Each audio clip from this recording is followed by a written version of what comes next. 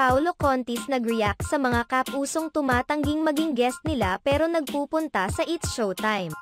Sinagot ng Eat Bulaga host na si Paolo Contis ang mga netizens na humihingi ng kanyang reaksyon sa naging desisyon ng ilang artista ng GMA Network na lumabas sa It's Showtime sa halip na maging guest sa kanilang show na tinaguri ang longest-running noontime show.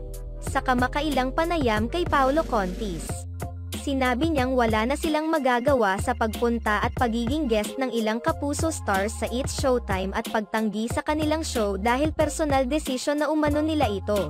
Hindi mo masisisi yung mga ganon. Kasi syempre, personal nilang desisyon yun. Meron din sila syempre.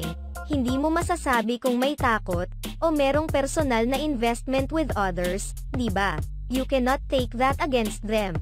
Basta kami, kung okay sa inyong mag-guest, bakit hindi? Thank you. Kung hindi, then we have to move on. We cannot take it against them. Ano naman yun? Hindi kasi normal yung naging circumstance nung buong pangyayari. So, hindi mo sila masisisi, saad ni Paolo Contis. Hindi naman nabago sa pandinig sa mga nakakarami na tila mas pinapaboran umano ng GMA7 ang It's Showtime kaysa sa Eat Bulaga. May mga nagsilabasan pang mga ulat na maaaring palitan ng It's Showtime ang Eat Bulaga sa GMA7 kapag nagtapos na ang kontrata ng Eat Bulaga sa GMA7.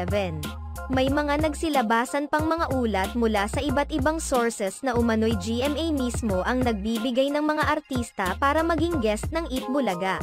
Ang sama-sama ng loob ng mga taga-Tape Incorporated kasi yung mga artista ng GMA7 na matagal na nilang iniimbita para lumabas sa kanilang programa Kamukat-Mukat Mo nasa It's Showtime nung Sabado. Napakasakit nga naman nun. Sampal ng mag-asawa yon.